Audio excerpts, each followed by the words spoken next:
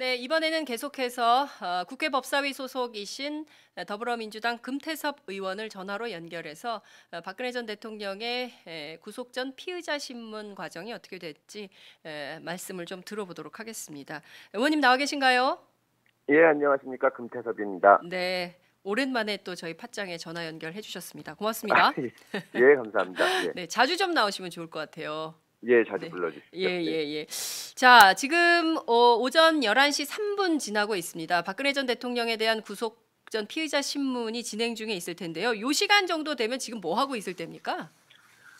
피의자 신문, 그 구속영장 실질심사 절차는 일단 들어가면은 그 판사가 피의자한테 인적사항을 묻고, 그 다음에 영장 범죄 사실을 쭉 얘기를 해줍니다. 아, 그리고 이 부분에 대해서 인정을 하는지, 네네. 그럼 이제 피의자가 답변을 할 것이고, 그 다음에 검찰과 변호인의 의견을 차례로 듣습니다. 그래서 이제 쟁점별로 검찰이 주장을 할 것이고, 변호인이 또 방어를 할 것이고, 때에 네. 따라서 피의자도 얘기를 할 것이고, 그런 식으로 진행이 됩니다. 그렇군요. 예. 이 지금 현재 박근혜 전 대통령이 받고 있는 혐의 사실이 무려 13가지나 되는데요. 예. 이거를 뭐 40분 정도씩 따지면 520분 해가지고 최소한 내일 새벽 정도에나 영장 실질 심사가 끝나지 않겠냐 이런 분석 전망도 나오던데 전직 검사 출신인 우리 금태섭 의원님께서는 어떻게 전망하십니까? 일단은 그 워낙 중요한 사건이니까 판사도 신중하게 볼 것이라서 네. 시간이 좀 걸리기는 할 겁니다. 근데 음흠. 사실은 이 사건이 이미 많이 알려져 있고, 네. 그리고 이제 그 법원도 그 영장이 청구된 이후로 사흘을 잡아놓고 기록 검토를 충분히 했을 겁니다. 네. 그래서 생각보다 의외로 음. 그 예전에 이제 그 사건들보다는 좀 짧았지 않을까. 어. 지금 뭐 계속 영장이 이 사건에 있어서 새벽 4시, 5시 이렇게 나오는데, 기자들이 너무 피곤해요. 예, 오히려 이게 예. 그러는 과정에서 이 사건이 상당히 알려졌기 때문에 음. 그렇게 오래 안 걸릴 수가 있고, 또 어떻게 보면은 그 박근혜 전 대통령 같은 경우에는 탄핵 심판 절차를 거치면서 네. 그 변호인의 주장이 충분히 알려져 있지 않습니까? 네네. 그러니까 같은 주장이 반복되고 한다면 예. 그게 법원에서도 그걸 다 듣지는 않을 거라서 오래 음. 안 걸릴 수도 있을 거라고 봅니다. 아, 그렇군요. 오히려 또 네. 간단하게 진행될 가능성도 있다. 뭐 이렇게 간단하다고 말씀드리기는 어려워도 네. 한 자정쯤에 발부 여부가 결정될 수도 있지 않을까 그렇게 아, 생각을 합니다. 아, 자정쯤에 발부될 가능성이 있지 않을까 이런 판단을 하신다. 그러니까 뭐 이재용 부회장의 경우에는 이제 사실 뇌물죄를 적용한다면 이재용 부회장하고 거의 비슷한 그래서 한 7시간 30분 정도 이렇게 예상을 하기도 하던데요. 이재용 부회장 같은 경우에는 이제 그 사실관계뿐만이 아니라 네. 이 사실관계를 통해서 이재용 부회장이 피해자의 입장인 것인가, 아니면 음. 뇌물을 준 공여자의 입장인 것인가 판사가 그 생각하고 판단할 시간이 필요합니다. 네네. 근데 박근혜 대통령의 경우에는 그 만약에 이재용 부회장이 강요죄 피해자라고 보더라도 박근혜 대통령은 가해자가 되는 것이고, 네. 이재용 부회장이 뇌물을 공여한 사람이 된다고 하면 뇌물을 받은 사람이 되는 거니까 네. 사실 결론에는 큰 상관은 없는 거거든요. 음. 그런 면에서 볼 때 판단이 그거보다는 좀 간단하지 않을까. 아, 왜냐하면 그게 구체적으로 강요죄에 해당하느냐 뇌물죄에 해당하느냐 하는 것은 나중에 이 네네. 본 재판 과정을 통해서 밝혀질 것이기 때문에요. 네네. 영장 단계에서는 그렇게 음, 그 길게 가진 않을 것 같습니다. 그렇군요. 자, 네. 자정이 됐든 자정이 넘든 국민의 관심사는 오로지 하나, 구속영장 발부냐 기각이냐 여기에 초점이 좀 몰린 것 같습니다. 의원님께서는 어떻게 전망하십니까? 예, 일단 그 제가 만약에 박근혜 전 대통령의 변호인의 입장에서 생각을 해보면 네.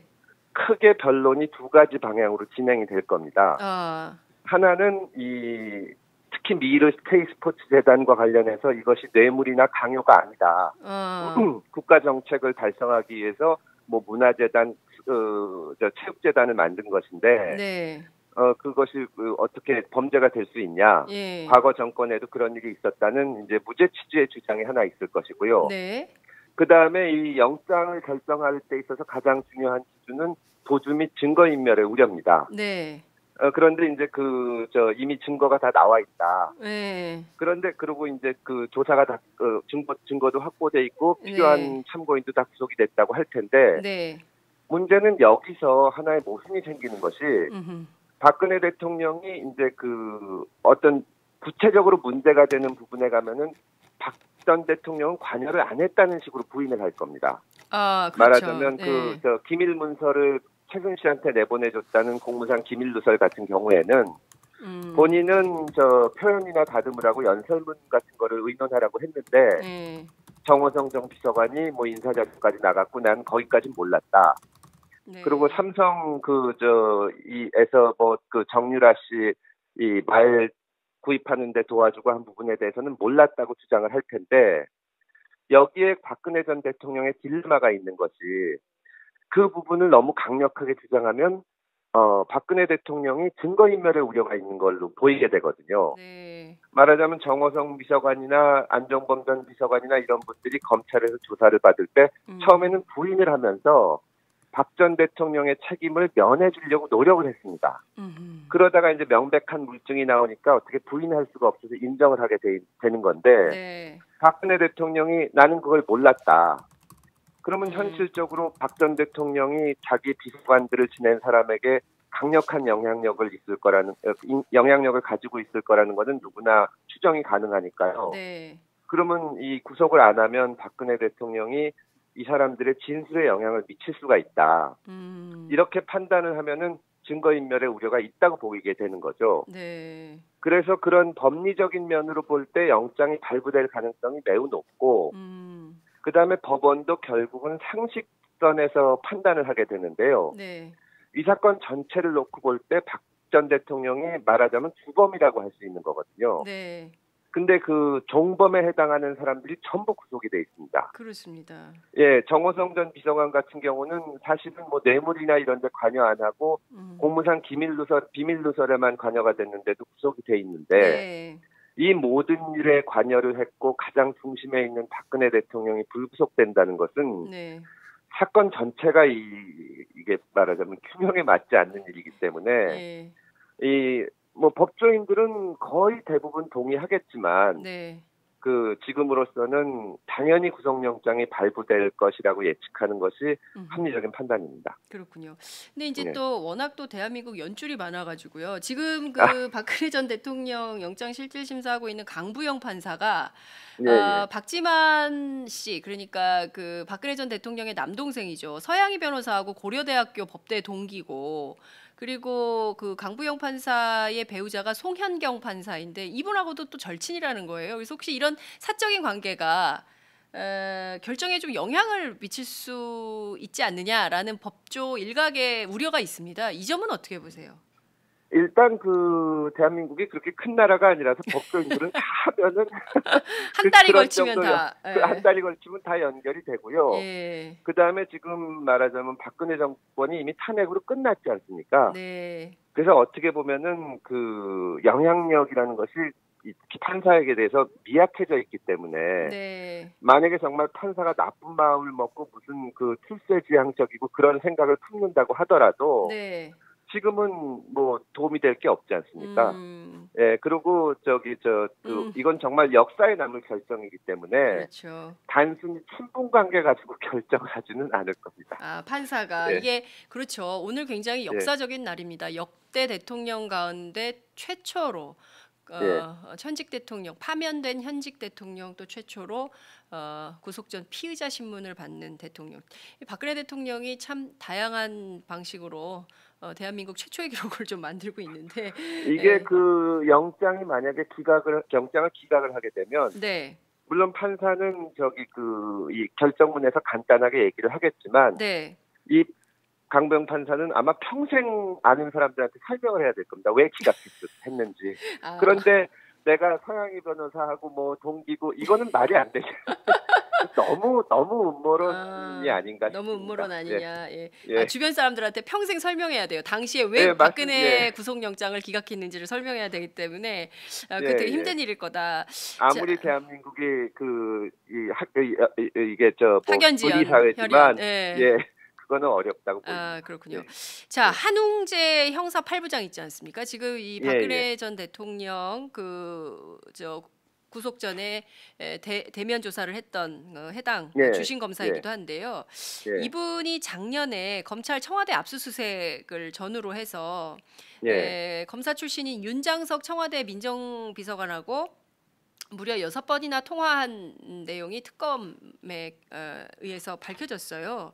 근데 예, 이제 예. 그 한웅재 검사가 기자들에게 아무런 답변을 안 하고 있는데 무슨 목적으로 왜 통화를 했는지 예, 예. 그리고 대체로 보면 담당 검사가 압수수색 전에 그러니까 대상 기관이 되는 관계자하고 수시로 통화하는 것은 있을 수가 없다. 매우 이례적이다. 이런 분석도 나오던데요.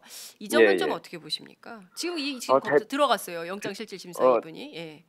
예, 대단히 좀 부적절하다고 봅니다. 음. 왜냐하면은 청와대가 사실 압수수색이 쉬운 곳이 아니고 경호 문제도 있고 하기 때문에 네. 협의를 할 수는 있는데 음. 그럴 때는 공식적으로 진짜 이렇게 해야지 음. 그 윤장석 검사하고 통화를 그런 식으로 한 것은 좀 대단히 부적절한데 네. 이 내용이 뭔지 명백히 밝혀져야 될 거고요. 네. 다만 작년에 어쨌거나 그 검찰의 압수수색 과정에서 청와대 압수수색에서는 별게 안 나왔지만 네.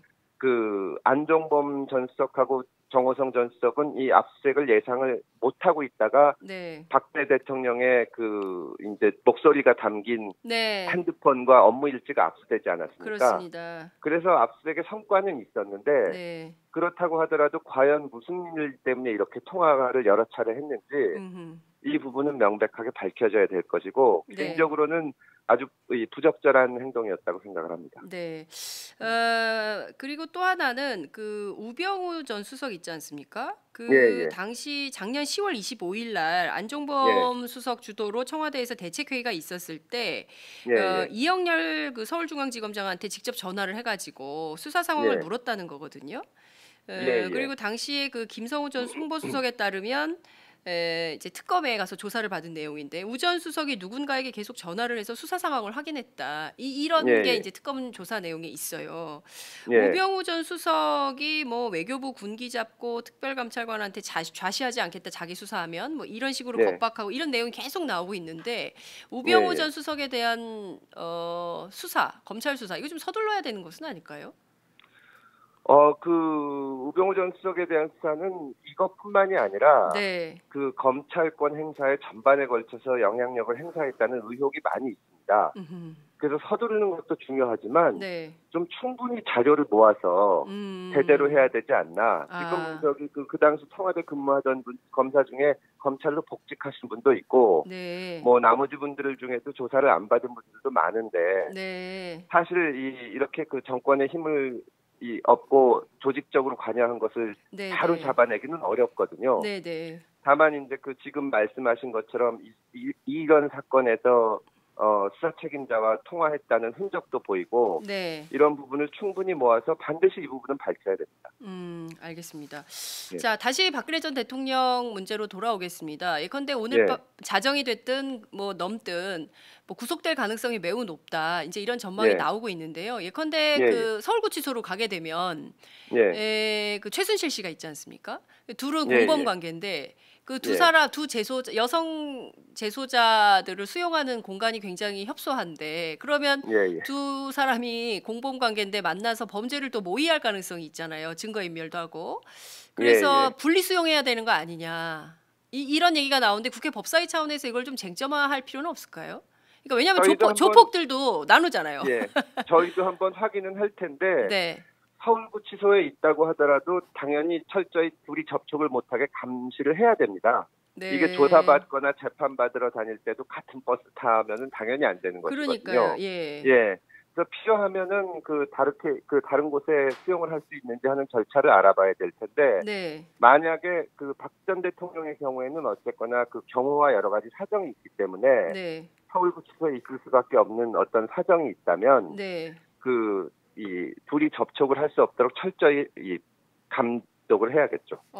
아니 근데 의원님 구치소에 가도 전직 대통령 예우를 받습니까? 예우를 받거나 그러지는 못하는데 네. 예, 아무래도 그 전직 대통령에 대해서는 경호 규정이 있기 때문에 네. 그런 뭐 시설이나 이런 게 좀 필요할 수도 있고 저희로서도 일단 구치소 측에서도 뭐 하여튼 엄청나게 이 준비를 했을 테니까요. 네. 그런 거를 좀 들어보려고 합니다. 네. 왜냐하면 지난번에 국정조사 당시에 서울구치소장이 최순실 씨의 눈치를 보면서 당시에 이제 최순실 씨를 데려오고 내가 여기 계속 있어야 되느냐라고 막 항의를 하고 말이죠. 이런 문제들도 쟁점이 된 바 있어요. 그래서 이 서울구치소장의 태도로 볼 때 이분들에 대한 분리수용에 대한 것을 국회 법사위 차원에서 지적하지 않으면 이게 또 다른 범죄를 낳을 수도 있지 않을까라는 생각이 좀 들어서 짚어봤습니다. 예, 저희가 철저히 보고 감독을 하고 또 그 지적도 하겠습니다. 그 당시에 문제가 많이 됐었는데 지금은 뭐 그때랑은 또 차원이 다르기 때문에 저희도 두 눈을 똑바로 뜨고 지켜보겠습니다. 네, 알겠습니다. 오늘 말씀 여기까지 듣겠습니다. 고맙습니다. 예, 감사합니다. 네, 지금까지 더불어민주당 금태섭 의원과 함께했습니다. 저희는 잠시 뒤에 이재화 변호사와 함께 오겠습니다. 민변 사법위원장이신 이재화 변호사와 함께 박근혜 전 대통령의 구속 전 피의자 신문 전 과정에 대해서 함께 짚어보도록 하겠습니다. 잠시 뒤에 뵙겠습니다. 마지막 하나까지 제거하지 못하면 또다시 증식하는 헬리코박터 HP7으로 더 강하게 헬리코박터 프로젝트 윌, 더 이상 방치하지 마십시오.